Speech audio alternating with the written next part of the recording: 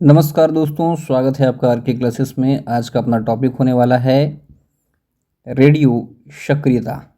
NCERT class 12th में आपको ये चैप्टर मिल जाएगा। नाम है आपका रेडियो सक्रियता। ठीक है, तो चलिए इसको देखते हैं। न्यूक्लियर चैप्टर के नाम से ये एनसीईआरटी क्लास 12th में है। कहता है कि अस्थिर परमाणु नाभिकों द्वारा अल्फा बीटा गामा विकिरणों का उत्सर्जन करके स्थिर नाभिक में परिवर्तित होने की प्रक्रिया को रेडियो धर्मिता कहते हैं। अर्थात ऐसे परमाणु जिनके नाभिक जो हैं वो क्या हैं, अस्थिर हैं। और ये अस्थिर जो परमाणु हैं ये अल्फा बीटा गामा का उत्सर्जन करते हैं। क्यों? स्थिरता को या स्थायित्व को प्राप्त करने के लिए। इस प्रक्रिया को रेडियो धर्मिता कहते हैं। ध्यान रखिएगा, रेडियो धर्मिता जो है मतलब अल्फा बीटा गामा का जो उत्सर्जन है यह एक स्वतः स्पॉन्टेनियस होने वाली प्रक्रिया है। ठीक है, जिसके लिए ऊर्जा की आवश्यकता नहीं होती है। ध्यान रखना है, जो अल्फा बीटा और गामा का उत्सर्जन जो होता है यह कैसा प्रक्रिया है, एक स्वतः होने वाली प्रक्रिया है। इसमें ऊर्जा की आवश्यकता नहीं होती है। आगे कहता है कि यह नाभिकीय प्रक्रिया है, नाभिक के अंदर संपन्न होती है, जिस पर ताप दाब और रासायनिक अभिक्रियाओं का लगभग कोई प्रभाव नहीं पड़ता है। ठीक है, अब रेडियो सक्रियता के बारे में निम्नलिखित कथनों पर विचार करें। सीधा सीधा ये 2-3 स्टेटमेंट आपको दे सकता है ना, पूछ सकता है कि कौन सा सही है कौन सा गलत है। तो ध्यान रखना है कि रेडियो सक्रियता जो है एक स्वतः स्पॉन्टेनियस होने वाली प्रक्रिया है, जिसके होने के लिए ऊर्जा की आवश्यकता नहीं होती। साथ ही साथ इस पर ताप दाब और रासायनिक अभिक्रियाओं का कोई प्रभाव नहीं पड़ता है। आगे बात करें, कहता है कि इसकी खोज हेनरी बैकुरेल ने 1896 में की थी। इसकी खोज किसने की थी? हेनरी बैकुरेल ने। कब? 1896 में। और इसको गाइगर मूलर काउंटर के द्वारा मापा जाता है। रेडियो सक्रियता को हम लोग किससे मापते हैं? Geiger Muller counter, GM counter के द्वारा इसको मापा जाता है। बात करें इसके उपयोग की तो कई सारे इसके उपयोग हैं। चिकित्सा में बात करें तो कैंसर के उपचार में कोबाल्ट 60, थायराइड उपचार में आयोडीन 131। उद्योग में देखिएगा अगर आप तो धातु में दरार का पता लगाने के लिए, पाइपलाइन में जो रिसाव होता है उसका पता लगाने में, मोटाई मापने वाले यंत्र में, विद्युत के उत्पादन में, प्राचीन वस्तुओं जीवाश्म तथा अवशेषों की आयु ज्ञात करने में, कृषि की बात करें तो कीट नियंत्रण में, नई फसल के किस्मों के विकास में, ये सारे जो हैं इसके प्रमुख उपयोग हैं। अब उपयोग है तो कुछ नुकसान भी हैं। नुकसान की अगर बात करें तो स्वास्थ्य पर दुष्प्रभाव पड़ता है, जैसे कैंसर वगैरह की बीमारी हो सकती है ना। जीन में परिवर्तन हो जाता है जिसे कि म्यूटेशन कहते हैं। म्यूटेशन होने के लिए ये काफ़ी जिम्मेदार है। पर्यावरण प्रदूषण भी होता है, प्रजनन क्षमता ये सब इस वजह से प्रभावित होती है। एनसीईआरटी में देखिए एक टर्म दिया हुआ है 20 से कम परमाणु क्रमांक। इसको समझते हैं कि क्या कहना चाह रहा है ये। कहता है कि नाभिक में 2 बल कार्य करता है। कौन कौन सा? प्रबल नाभिकीय बल और वैद्युत प्रतिकर्षण बल। नाभिक में कितने बल? 2 बल, प्रबल नाभिकीय बल, वैद्युत प्रतिकर्षण बल। प्रबल नाभिकीय बल का क्या काम है? तो प्रोटॉन और न्यूट्रॉन को बांध कर रखता है। कौन? प्रबल नाभिकीय बल। किसको बांध के रख रहा है? प्रोटॉन और न्यूट्रॉन को। ठीक है। वैद्युत प्रतिकर्षण बल क्या है? तो सभी प्रोटॉन धनावेशित होता है, इसलिए प्रत्येक प्रोटॉन जो है ये दूसरे प्रोटॉन को दूर धकेलता है। क्योंकि सब जो है सेम चार्ज है और समान आवेश में जो है प्रतिकर्षण होता है। क्योंकि प्रोटॉन जो है हमारा क्या है? धनावेशित होता है, इसलिए एक प्रोटॉन दूसरे प्रोटॉन को दूर धकेलता है। ये करता है वैद्युत प्रतिकर्षण बल। ये दोनों बल जो है नाभिक में कार्य करते हैं। अब आगे देखते हैं कि ये क्या कहना चाह रहा है कि 20 से कम वाले परमाणु स्थिर क्यों होते हैं। चूँकि इसमें प्रोटॉन की संख्या कम होती है। प्रोटॉन की संख्या कम है तो वैद्युत प्रतिकर्षण बल भी कम होता है, जिस कारण प्रबल नाभिकीय बल आसानी से सभी कणों को बांधे रखता है। क्योंकि प्रबल नाभिकीय बल क्या करता है, प्रोटॉन और न्यूट्रॉन को बांधे रखता है। वैद्युत प्रतिकर्षण बल क्या करता है, तो एक प्रोटॉन को दूसरे प्रोटॉन से दूर धकेलता है। क्योंकि उसमें प्रोटॉन की संख्या ही कम है तो क्या होगा, तो एक प्रोटॉन दूसरे प्रोटॉन को दूर कम धकेलेगा और जो नाभिकीय बल है वो ज़्यादा प्रभावी हो जाएगा, वो न्यूट्रॉन और प्रोटॉन को बांधे रखेगा। इस स्थिति में प्रोटॉन लगभग बराबर न्यूट्रॉन के हो जाते हैं, इसलिए नाभिक जो है स्थिर रहता है। ठीक है, जैसे कार्बन की बात करें तो 6 प्रोटॉन 6 न्यूट्रॉन, ऑक्सीजन की बात करें तो 8 प्रोटॉन 8 न्यूट्रॉन। तो ऐसे नाभिक जो हैं स्थिर होते हैं। बात अगर हम करें कि 20 से अधिक वाला परमाणु के साथ क्या प्रॉब्लम है, तो आइए देखते हैं। कहता है कि जब परमाणु क्रमांक बढ़ता है तो प्रोटॉन की संख्या भी बढ़ती है, और जब प्रोटॉन की संख्या बढ़ेगी तो प्रोटॉन प्रोटॉन का प्रतिकर्षण जो है बहुत ज़्यादा बढ़ जाएगा। इसलिए नाभिक को बांध कर रखना कठिन हो जाता है। दो बल, प्रबल नाभिकीय बल और वैद्युत प्रतिकर्षण बल। ठीक है, यहाँ पे जो है प्रोटॉन की संख्या बढ़ गई है तो प्रोटॉन में जो है वैद्युत प्रतिकर्षण बल ज़्यादा प्रभावी हो जाएगा। ऐसे केस में नाभिक को बांध करके रखना मुश्किल हो जाएगा। इस स्थिति में अतिरिक्त न्यूट्रॉन जोड़े जाते हैं, क्योंकि प्रबल नाभिकीय बल न्यूट्रॉन बढ़ाता है, लेकिन न्यूट्रॉन में कोई आवेश तो होता नहीं है, इसलिए वह वैद्युत प्रतिकर्षण बल नहीं बढ़ा पाता है। ऐसे में ये वाली स्थिति जो है आपकी उत्पन्न हो जाती है। आगे कहता है कि जब प्रोटॉन बहुत अधिक हो जाता है तो उसका प्रतिकर्षण इतना बढ़ जाता है कि अतिरिक्त जो न्यूट्रॉन जोड़े जाते हैं वह भी उसे पूरी तरह से संतुलित नहीं बना पाता है। तब क्या होता है, नाभिक अस्थिर हो जाता है और रेडियोधर्मी क्षय करने लगता है। जैसे कार्बन 14 की बात करें तो 6 प्रोटॉन 8 न्यूट्रॉन है। इसके अलावा अगर बात करें कार्बन 14, ट्राइटीरियम, यूरेनियम, रेडियम, ये सब क्या करते हैं, तो रेडियोधर्मी पदार्थों का क्षय करते हैं। क्लियर है। अब देखिए यहाँ पे हम लोगों ने ये पढ़ा कि 20 से ऊपर जैसे जैसे बढ़ते हैं तो प्रोटॉन की संख्या बढ़ जाती है। प्रोटॉन की संख्या बढ़ेगी तो आपका प्रतिकर्षण बल जो है बढ़ जाएगा। प्रतिकर्षण बल वो है जो प्रोटॉन प्रोटॉन को दूर धकेलता है। ऐसे में क्या होता है, एक्स्ट्रा न्यूट्रॉन जो है इसमें जोड़ा जाता है। क्योंकि न्यूट्रॉन में तो कोई आवेश होता नहीं है, इसलिए वैद्युत प्रतिकर्षण बल को संतुलित नहीं कर पाता है। ठीक है, और जब प्रोटॉन की संख्या लगातार बढ़ती जाती है तो प्रबल नाभिकीय बल का जो मान है या उसका प्रभाव जो है पूर्णतः या लगभग समाप्त हो जाता है। ऐसे में नाभिक क्या करते हैं, रेडियोधर्मी पदार्थों का क्षय करने लगते हैं। यहाँ जानते हैं अल्फ़ा, बीटा, गामा के बारे में कुछ महत्वपूर्ण तथ्य। उससे पहले ध्यान रखिएगा, पेनिट्रेशन पावर की बात करें तो गामा, उसके बाद बीटा, फिर अल्फ़ा। ठीक है, सबसे अधिक पेनिट्रेशन पावर किसका है, गामा का है, फिर बीटा का है, तब अल्फ़ा है। विस्तार से इसको हम लोग नीचे देखते हैं। आइए नेचर की बात करें तो देखिए अल्फ़ा जो है हीलियम नाभिक है, बीटा इलेक्ट्रॉन और गामा जो है विद्युत चुंबकीय तरंग है। आवेश की बात करें तो +2 आवेश, -1 आवेश, कोई आवेश नहीं। द्रव्यमान की बात करें तो अल्फ़ा का आपका द्रव्यमान है 4 AMU, बीटा का है 1/1836 AMU जो कि इलेक्ट्रॉन से रिलेटेड है, और गामा का जो है कोई द्रव्यमान नहीं होता है। ध्यान रखिए, गामा के पास आवेश भी नहीं है, द्रव्यमान भी नहीं है। बात करें भेदन क्षमता की तो देखिए भेदन क्षमता के बारे में हम लोगों ने क्या देखा कि अल्फ़ा जो है इसका भेदन क्षमता काफ़ी कम होता है, एक कागज़ से भी यह रुक जाता है। बीटा की तो इसका भेदन क्षमता जो मध्यम होता है, एल्युमिनियम से रुक जाता है। और गामा का भेदन क्षमता बहुत ही ज़्यादा होता है, गामा का भेदन क्षमता बहुत ही ज़्यादा होता है। बात करें आयनन क्षमता की तो अल्फ़ा का बहुत अधिक आयनन क्षमता है, बीटा का मॉडरेट है और गामा का जो है लो है ना। भेदन क्षमता का जस्ट रिवर्स है आपका आयनन क्षमता। क्लियर है। बात करें स्पीड की, गति की, तो अप्रॉक्स 10⁻7 मीटर पर सेकेंड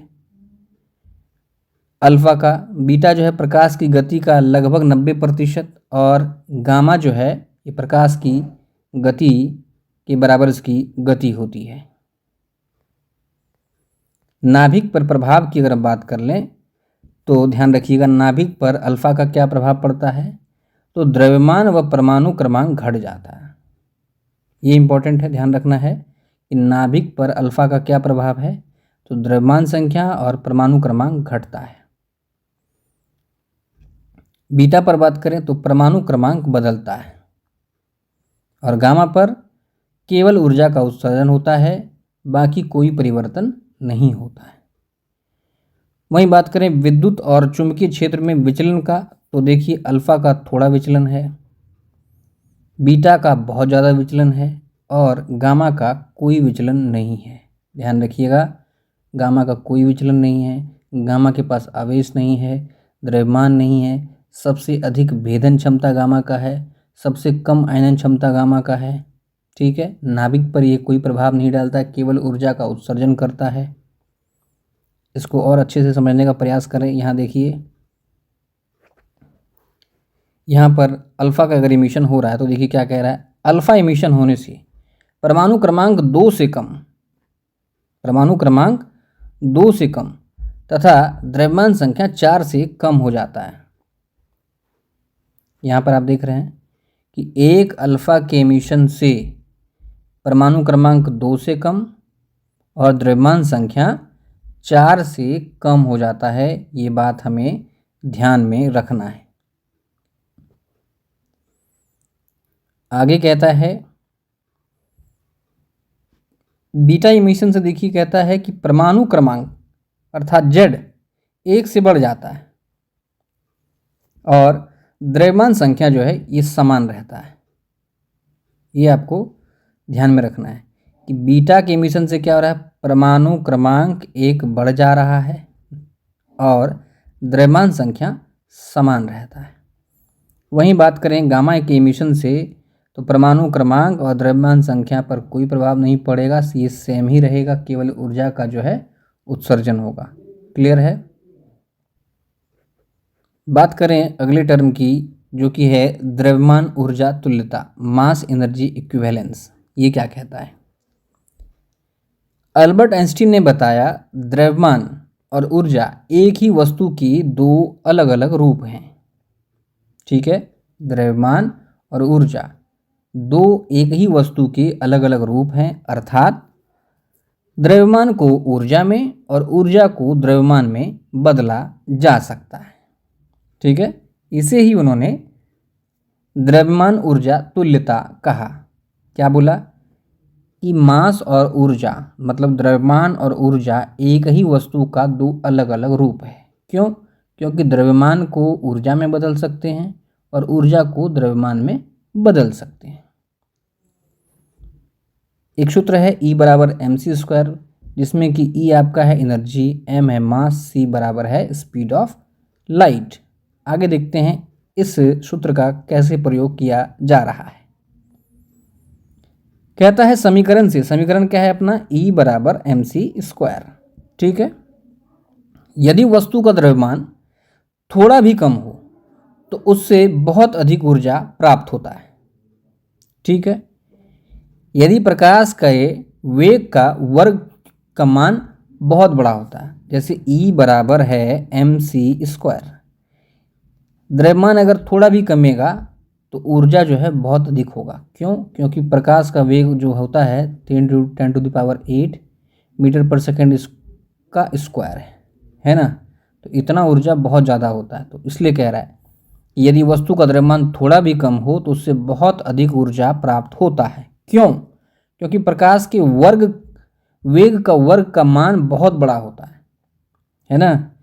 कहता है जब नाभिक न्यूक्लियस बनाता है तो प्रोटॉन और न्यूट्रॉन के कुल द्रव्यमान से बने हुए नाभिक का द्रव्यमान थोड़ा कम हो जाता है। देखिए अच्छा सवाल है, स्टेटमेंट में ये पूछा जाता है कि जब प्रोटॉन और न्यूट्रॉन के कुल द्रव्यमान से बने हुए नाभिक का द्रव्यमान थोड़ा कम हो जाता है ना, और ये जो कम हो रहा है इस अंतर को द्रव्यमान दोष कहते हैं।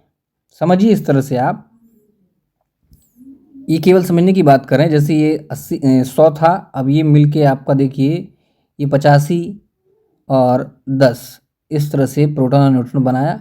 तो ये डिफरेंस अगर हम बात करें तो 5 का जो डिफरेंस आ रहा है इसे क्या बोलते हैं? द्रव्यमान दोष।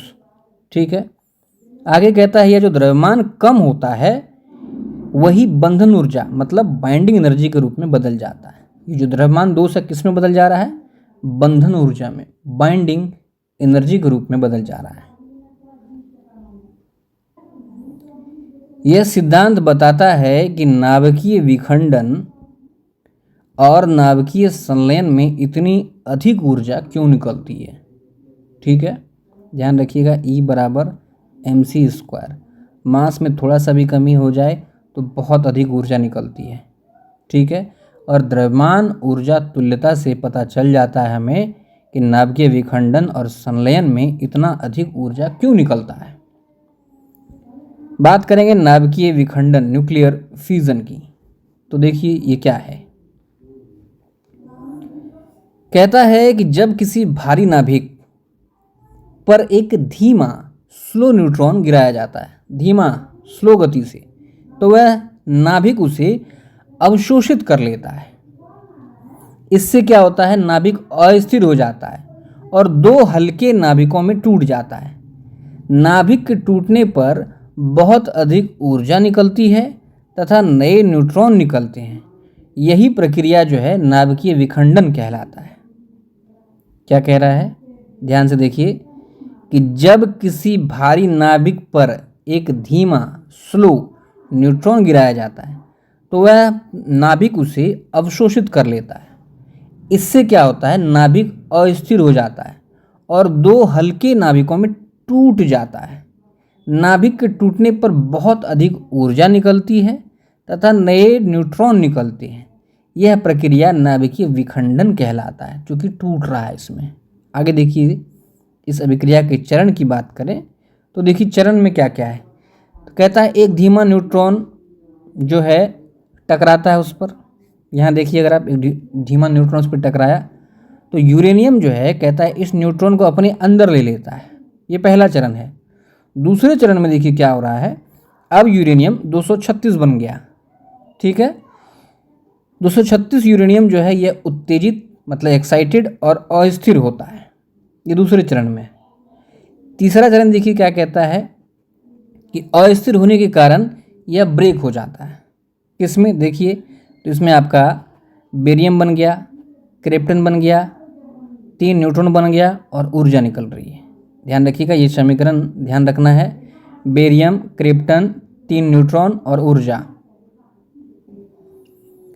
बेरियम निकल रहा है आपका, क्रिप्टॉन निकल रहा है, 3 न्यूट्रॉन निकलता है एवं बहुत अधिक ऊर्जा निकलती है। ध्यान रखना है ये वाला समीकरण आपको, बेरियम, क्रिप्टॉन, 3 न्यूट्रॉन और एनर्जी। आगे देखिए क्या कहता है। विखंडन के समय 2 या 3 नए न्यूट्रॉन निकलते हैं। ये नए न्यूट्रॉन फिर से दूसरे यूरेनियम नाभिकों से टकराते हैं, वे भी टूटते हैं, फिर उनसे और न्यूट्रॉन निकलता है। यह प्रक्रिया जो है लगातार चलते रहता है। इस वजह से इस विखंडन अभिक्रिया को श्रृंखला अभिक्रिया, चेन रिएक्शन भी कहा जाता है। क्यों? क्योंकि 2 न्यूट्रॉन निकला, ये फिर यूरेनियम नाभिक से टकराएगा, फिर वो टूटेगा, फिर से न्यूट्रॉन निकलेगा, फिर वो टकराएगा। तो ये प्रक्रिया जो है लंबे मतलब जो है लगातार चलते रहता है, इसलिए इसको चेन रिएक्शन भी कहते हैं। बात करें उपयोग की, परमाणु रिएक्टर में देखिए क्या है। श्रृंखला अभिक्रिया को नियंत्रित किया जाता है, ऊर्जा से भाप बनाया जाता है और भाप जो है टरबाइन को घुमाता है और बिजली बन जाता है ना। परमाणु रिएक्टर की बात कर रहे हैं। बम की अगर बात करें तो श्रृंखला अभिक्रिया जो है अनियंत्रित होता है, बहुत कम समय में बहुत ज़्यादा ऊर्जा निकलती है। इस वजह से बहुत ज़्यादा ही विनाशकारी होता है, क्योंकि ये प्रक्रिया जो है अनियंत्रित होती है ना, जिस वजह से बहुत कम समय में बहुत ज़्यादा ऊर्जा निकलती है। अब देखिए कुछ टर्म है जो कि एग्ज़ाम में बराबर पूछा जाता है। विमंदक की बात करें, मॉडरेटर की बात करें तो तेज न्यूट्रॉन की गति को कम कर उन्हें धीमा करता है। कौन? विमंदक। जो न्यूट्रॉन तेज गति के होते हैं उन्हें धीमा कर देता है। इसके उदाहरण की बात करें तो भारी जल, D2O, ग्रेफाइट। भारी जल पानी जैसा दिखता है, लेकिन इसमें साधारण हाइड्रोजन की जगह ड्यूटेरियम होता है, ध्यान रखिएगा। दिखता है पानी की जगह, पानी की तरह, लेकिन इसमें हाइड्रोजन की जगह क्या होता है, ड्यूटेरियम होता है। D2O जो है न्यूट्रॉन की गति को कम करता है, लेकिन उन्हें अधिक मात्रा में अवशोषित नहीं करता है। हालांकि ये गति को कम करता है, लेकिन बहुत ज़्यादा मात्रा में उसको अवशोषित नहीं कर सकता है ये D2O।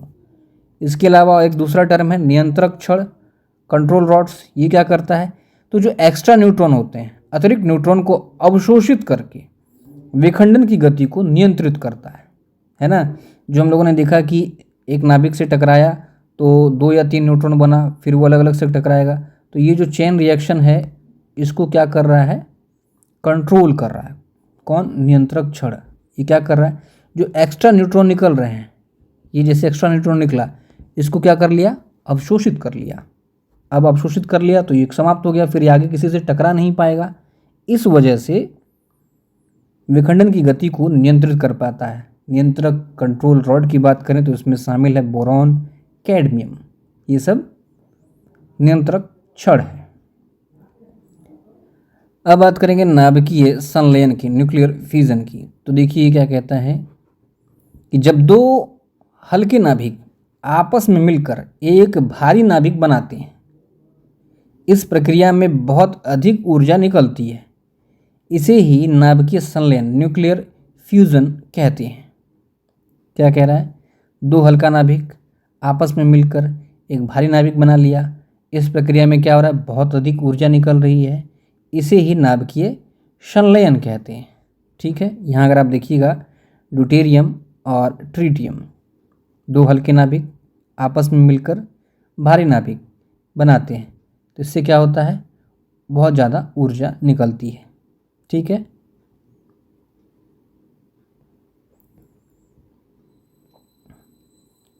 देखिए कहता है कि नाभिकीय संलयन में बहुत अधिक तापमान की आवश्यकता होती है। ये जो नाभिकीय संलयन की प्रक्रिया है, इसको होने के लिए बहुत ज़्यादा तापमान की आवश्यकता होता है, क्योंकि दोनों नाभिक धनावेशित होता है। अच्छा सवाल है, स्टेटमेंट बेस्ड सवाल बन सकता है। नाभिकीय संलयन में बहुत अधिक तापमान की आवश्यकता होती है।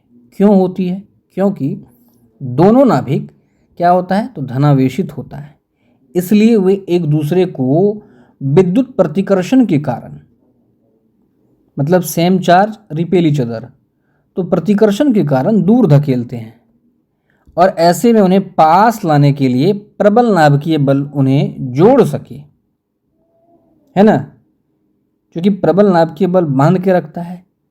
लेकिन चूंकि दोनों सेम चार्ज का ही है, तो क्या होता है, विद्युत प्रतिकर्षण बल अपना प्रभाव दिखाता है और एक दूसरे को दूर धकेलता है। ऐसे केस में उन्हें पास लाने के लिए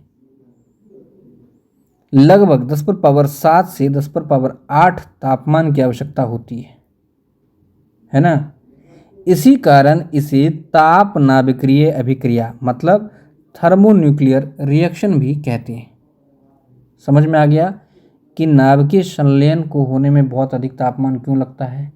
इस वजह से लगता है क्योंकि दोनों जो है नाभिक धनावेशित होता है, सेम चार्ज एक दूसरे को प्रतिकर्षित दूर धकेलते हैं, लेकिन हमें उन्हें पास में लाना है। पास में लाने के लिए बहुत ज़्यादा तापमान की आवश्यकता होती है, इसलिए नाभिकीय संलयन को थर्मोन्यूक्लियर रिएक्शन, ताप नाभिकीय अभिक्रिया भी कहा जाता है। देखिए, सूर्य एवं अन्य तारों की ऊर्जा का स्रोत नाभिकीय संलयन ही है। कई दफ़ा किसी न किसी एग्जाम में पूछा गया है। हाइड्रोजन बम में भी जो है नाभिकीय संलयन होता है, बहुत ज़्यादा खतरनाक होता है ये। बात करेंगे परमाणु भट्टी, एटॉमिक पाइल या न्यूक्लियर रिएक्टर की। कहता है परमाणु भट्टी वह उपकरण है जिसमें नाभिकीय विखंडन की नियंत्रित अभिक्रिया करा करके ऊर्जा प्राप्त की जाती है। क्या है परमाणु भट्टी, तो वह उपकरण है जिसमें नाभिकीय विखंडन की नियंत्रित श्रृंखला अभिक्रिया कराते हैं और क्या प्राप्त करते हैं, ऊर्जा। इस ऊर्जा का उपयोग मुख्यतः बिजली उत्पादन में किया जाता है। परमाणु भट्टी के भाग एवं कार्यों की अगर हम लोग बात कर लें तो देखिए, इसमें ईंधन के रूप में, फ्यूल के रूप में यूरेनियम 235 या प्लूटोनियम 239 का प्रयोग करता है, जो क्या करता है, विखंडन होके, मतलब विखंडित होके टूट करके ऊर्जा देता है। विमंदक की बात करें तो भारी जल, साधारण जल, ग्रेफाइट, ये क्या करता है विमंदक?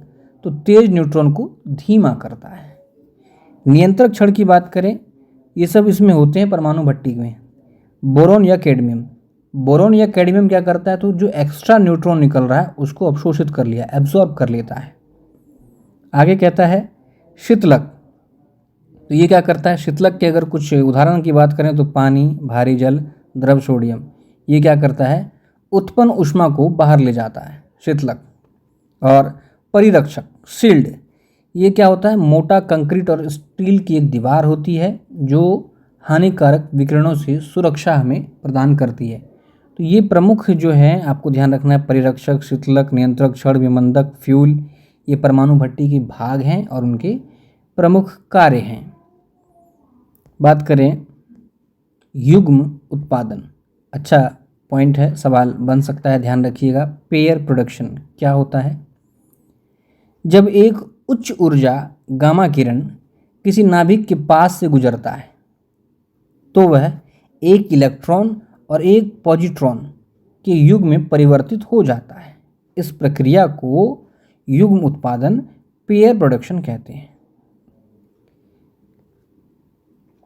जब एक उच्च ऊर्जा का गामा किरण किसी नाभिक के पास से गुजर रहा है तो वह एक इलेक्ट्रॉन में और एक पॉजिट्रॉन में बदल जाता है। इस प्रक्रिया को क्या कहते हैं? युग्म उत्पादन कहते हैं।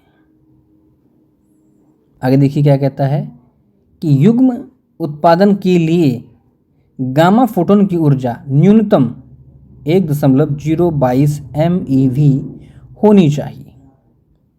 साथ ही नाभिक का उपस्थित होना आवश्यक है ताकि संवेग संरक्षण हो सके। ये नहीं है कि नाभिक नहीं है तो भी ये प्रक्रिया जो है हो जाएगी। कहता है इसमें उत्पन्न पॉजिट्रॉन बाद में किसी इलेक्ट्रॉन से मिलकर विनाश करता है और 0.511 MeV ऊर्जा के 2 गामा फोटोन उत्पन्न होता है। ये अगर आप नहीं भी याद रख सकते हैं तो कोई भारी बात नहीं है। हमें ध्यान में क्या रखना है कि जब एक हाई एनर्जी का गामा किरण नाभिक के पास से गुजरता है तो यह इलेक्ट्रॉन और पॉजिट्रॉन में परिवर्तित हो जाता है। इसके लिए आपको जो है नाभिक होना आवश्यक है और ऊर्जा की जो है न्यूनतम मात्रा जो है 1.022 ये MeV इतनी होनी चाहिए। ये बाद में जो पॉजिट्रॉन है किसी इलेक्ट्रॉन से मिलकर के एनिहिलेशन विनाश करता है और 2 गामा फोटोन जो है उत्पन्न होता है। बात करेंगे हाफ लाइफ की, तो हाफ लाइफ क्या है देखिए। कहता है कि किसी रेडियोधर्मी पदार्थ की मात्रा आधी होने में जितना समय लगता है उसे हाफ लाइफ कहते हैं। जैसे शुरुआती समय में 80 नाभिक है तो हाफ लाइफ के बाद उसमें कितना बचेगा? 40। उसके हाफ लाइफ के बाद 20, फिर हाफ लाइफ के बाद 10, हाफ लाइफ के बाद 5। अर्थात कि किसी रेडियोधर्मी पदार्थ की मात्रा आधी होने में जितना समय लगता है, समझिए जैसे कि मान लेते हैं 100 था, अब ये 50 हो गया तो आधा हो गया, और इसको होने में मान लेते हैं 1 घंटा लगे, तो इसे ही हाफ लाइफ कहते हैं। कहता है हर हाफ लाइफ के बाद संख्या आधी हो जाती है, ध्यान रखिएगा। यदि लैम्डा 6 नियतांक हो तो टी हाफ लाइफ बराबर, ध्यान रखना ये सीधा रट जाइए, 0.693 बाय लैम्डा। सवाल सीधा सीधा बन सकता है। 6 नियतांक है लैम्डा तो टी हाफ लाइफ बराबर 0.693 बाय लैम्डा। इसके साथ आपको ये भी ध्यान रखना है कि यह पदार्थ की प्रारंभिक मात्रा, तापमान, दाब या रासायनिक अवस्था पर निर्भर नहीं करता है। ऐसा नहीं है कि हाफ लाइफ होने में के कारण जो है उसमें तापमान, दाब या रासायनिक अवस्था का इस प्रक्रिया में होने में कोई भी प्रभाव पड़ेगा, बिल्कुल नहीं निर्भर करता है इन सब चीज़ों पर। ध्यान रखिए। इलेक्ट्रॉन और पॉजिट्रॉन, अभी हम लोगों ने देखा था कि जब उच्च ऊर्जा का गामा किरण नाभिक के पास से गुजरता है तो ये इलेक्ट्रॉन में और पॉजिट्रॉन में बदल जाता है। ध्यान रखिए, इलेक्ट्रॉन के आवेश की बात करें तो ऋणात्मक है, इसका धनात्मक है। प्रकृति की बात करें तो इलेक्ट्रॉन का प्रतिकरण है, anti particle of electron is positron. द्रव्यमान देखिए सेम है, 9.1 × 10⁻³ -31 kg। प्रतीक तो वही है, माइनस ये होता है, ये प्लस होता है। आपका ये इलेक्ट्रॉन जो है ये आपको परमाणु के बाहर चक्कर लगाता है, और पॉजिट्रॉन जो है बीटा 6 या पेयर प्रोडक्शन में बनता है। क्लियर है? बीटा 6 के होने से पॉजिट्रॉन या पेयर प्रोडक्शन होने की वजह से पॉजिट्रॉन का निर्माण होता है। ये था एक रेडियो धर्मिता से संबंधित जितनी महत्वपूर्ण बातें हैं वो इसमें कवर की गई है। उम्मीद है वीडियो अच्छा लगा होगा। वीडियो अच्छा लगा तो लाइक करें और अधिक से अधिक शेयर करें। Thank you.